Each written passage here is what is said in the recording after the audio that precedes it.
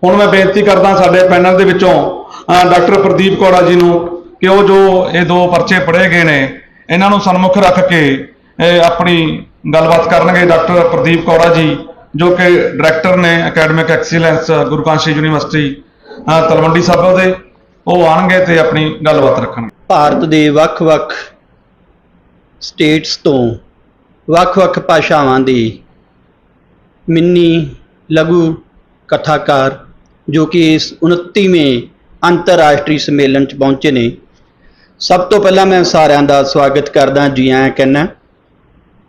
और सारियां ਵਧਾਈਆਂ ਦੇ ਨਾਲ मैं एक ਵਧਾਈ होर मानयोग श्री डॉक्टर श्याम सुंदर दीप्ति जी ਅਤੇ ਉਹਨਾਂ ਦੀ ਟੀਮ ਨੂੰ ਦੇਣਾ ਚਾਹੁੰਦਾ है कि ਅੱਜ मिन्नी कहानी तीजे दौर ਵਿੱਚ प्रवेश कर रही है। जिन्नी कि मेरी समझ है, पहला दौर हुंदा किसी रचना का लिखिया जाना, दूजा दौर हुंदा उस रचना की आलोचना होना, ते तीसरा दौर हुंदा आलोचना की आलोचना, जिसनूं असीं आलोचना की भाषा दे विच मैटा आलोचना कहने आ।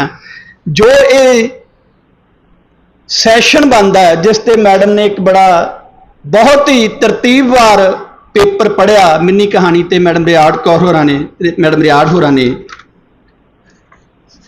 उस दे उत्ते गां अगे कि गल की जाए तो असी इसनूं जो साडी भाषा है रिसर्च की भाषा उस मैटा आलोचना कहने। और मिन्नी कहानी अपने तीजे दौर में प्रवेश करती है, मैटा आलोचना के दौर में प्रवेश करती है।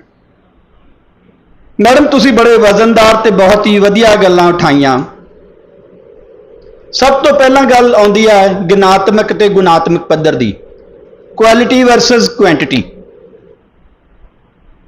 मिन्नी कहानी की समस्या जदों भी असी रिसर्च के पक्ष तो देखते हैं, ये साडे सामने आउंदी है। बहुत सारिया पुस्तकां आउंदियां पढ़न नूं, आम तौर पर हुंदा ही की है कि साडे कोले 40-50 रचनावां ही अच्छियां हुंदियां, 30-40 रचनावां अच्छियां हुंदियां, पर एक किताब बनाउण लई सानूं घट्टो घट्ट 100-125 पेज की जरूरत हुंदी है। फिर कंप्रोमाइज़ हुंदा है, 30-40 चंगियां कहानियां में 40-50 भर्ती पा दी जाती है, जिहड़ी कि सारी चीज़ नूं करदी है। मैं बीइंग आलोचक बड़ा सोचदा, मिथिलेश जी ने मैनू पहला ही बड़ा महदूद करता, बड़ा मैनू उन्होंने कट लाता अपनी आखिरी सत्तरां नूं बंद करते हुए कि आलोचक नूं रचनावां दी चीर फाड़ करन तों पहला एक लेखक के तौर पर सोचना चाहिए।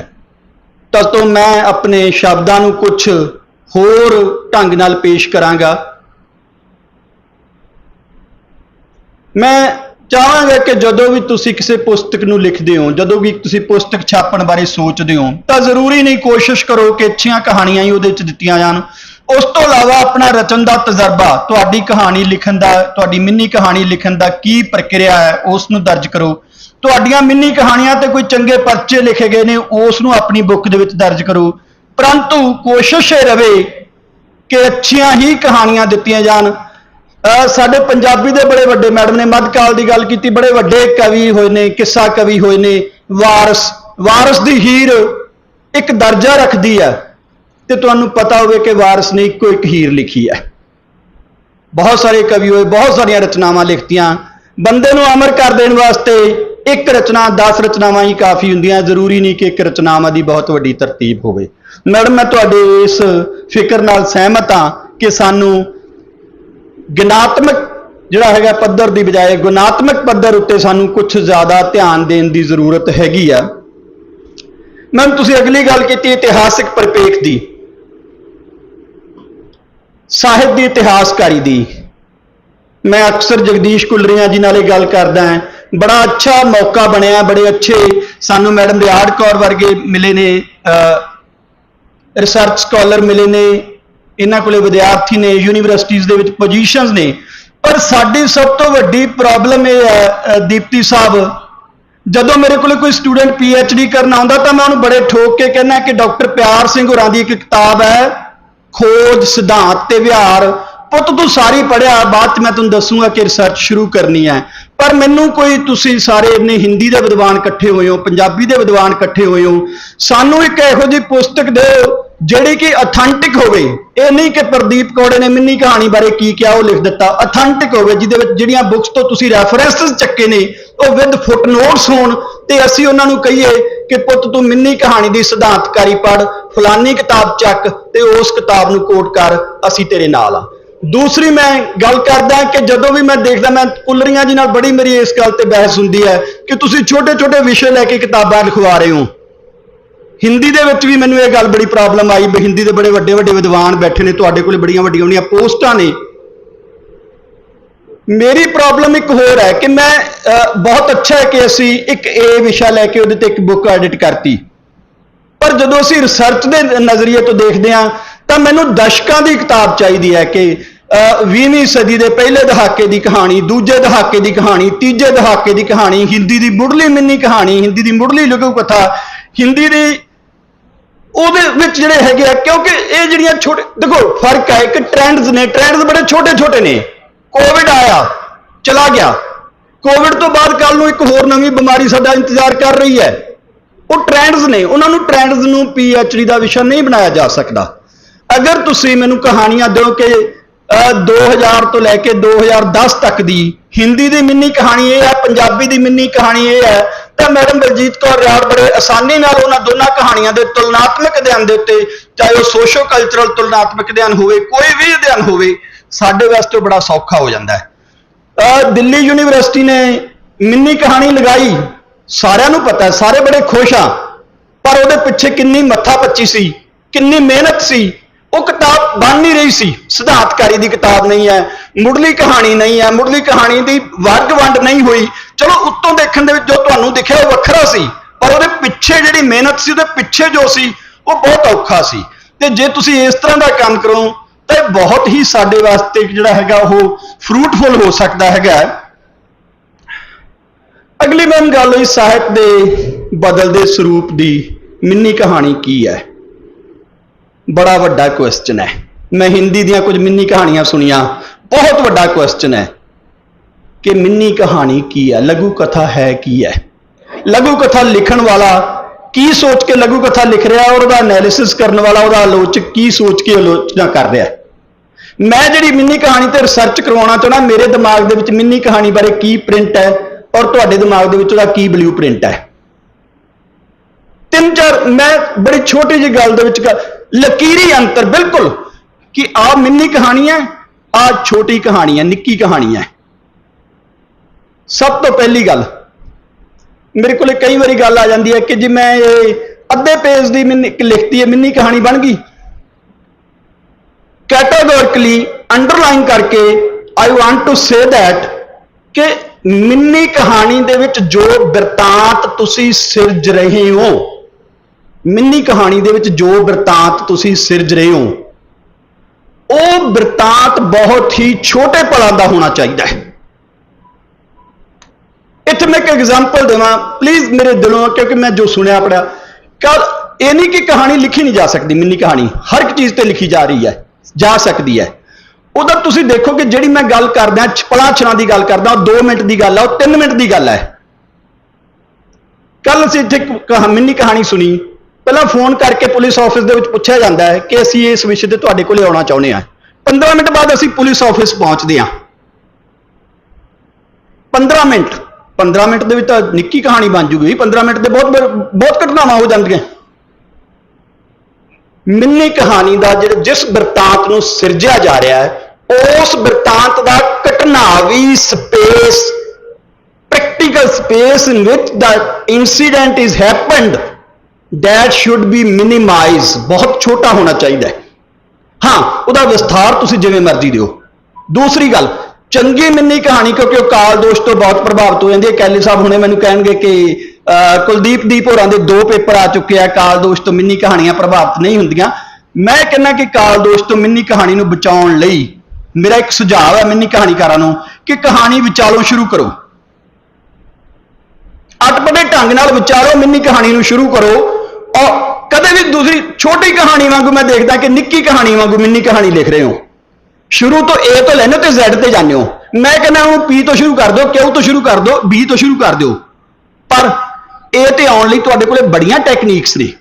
You are having a lot of techniques.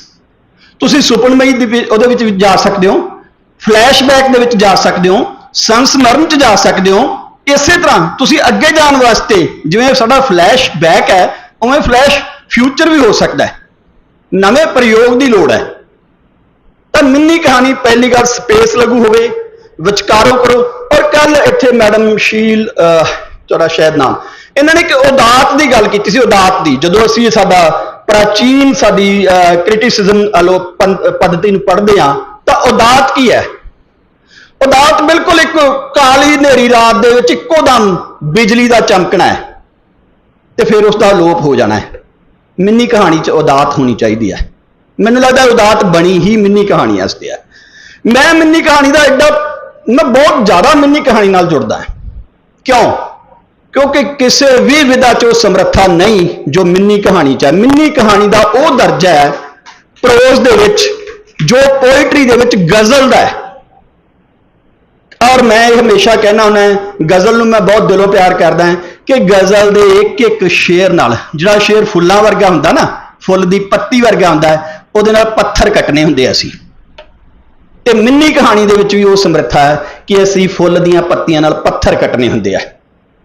ਤਾਂ ਬੜੀ ਸੰਜੀਦਗੀ ਨਾਲ ਉਸ ਨੂੰ, ਮੈਨੂੰ ਅਕਸਰ ਕਹਿ ਦਿੰਦੇ ਨੇ ਕਿ ਜੀ ਤੁਸੀਂ ਬੜੀਆਂ ਗੱਲਾਂ ਕਰ ਜਾਂਦੇ ਹੋ, ਕਿਤੇ ਮਾਡਲ ਮਿੰਨੀ ਕਹਾਣੀ ਦੀ ਗੱਲ ਕਰਿਓ। ਛੋਟੀ ਜੀ ਮਾਡਲ ਮਿੰਨੀ ਕਹਾਣੀ ਦੀ ਗੱਲ करदा मैं। एक बार एक साधु, क्योंकि हिंदी से कुछ आए हुए हैं हमारे पास, एक बार एक साधु, मैं आपको सुना रहा हूं, लिखी कैसे गई होगी। एक साधु है, उनके पास एक अपना एक लोटा है, कुछ थोड़ा बहुत सामान है एक बैग में डाला हुआ, और पहाड़ी पे चढ़ रहे हैं, बट उनको ये महसूस हो रहा है कि उनके पास बोझा काफी है, बोझ काफी है, भार काफी है। यकायक वो अपने पास में देखते हैं एक लड़की ने अपने कंधे पे एक बच्चा उठाया हुआ है, वो भी चढ़ रही है, और साधु को आभास होता है कि मैं तो इतना बोझ से ही थक रहा हूं, ये इसने बच्चा उठाया हुआ, छोटी बच्ची ने। तो वो बोलते बेटा तू मेरा बोझा तू ले ले और अपना बोझा मुझे पकड़ा दे। और लड़की पता क्या जवाब देती है, साधु बाबा बोझा आपने उठाया हुआ है, मैंने तो अपने भाई को उठाया हुआ है। एंड कहानी खत्म है, मिन्नी कहानी खत्म है।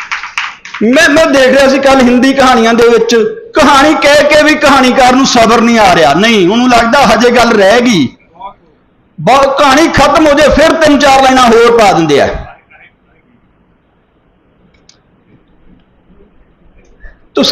असी थोड़ा जिहा होर अगे जाइए तो एक मैं फिर कह रहा देखो क्यों टाइम थोड़ा करदा, ठीक है जी, एक गल खत्म करदा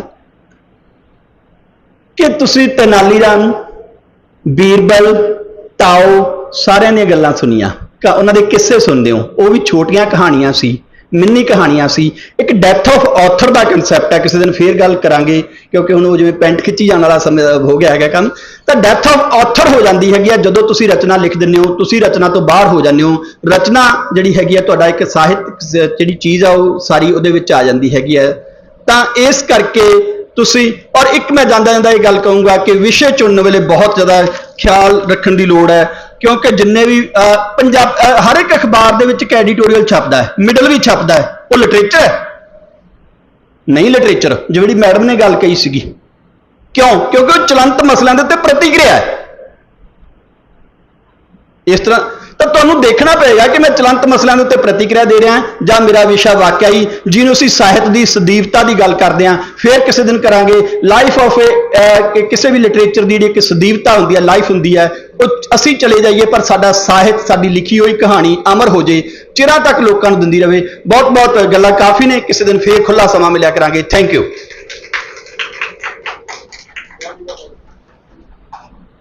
बहुत बहुत शुक्रिया डॉक्टर प्रदीप कौड़ा जी।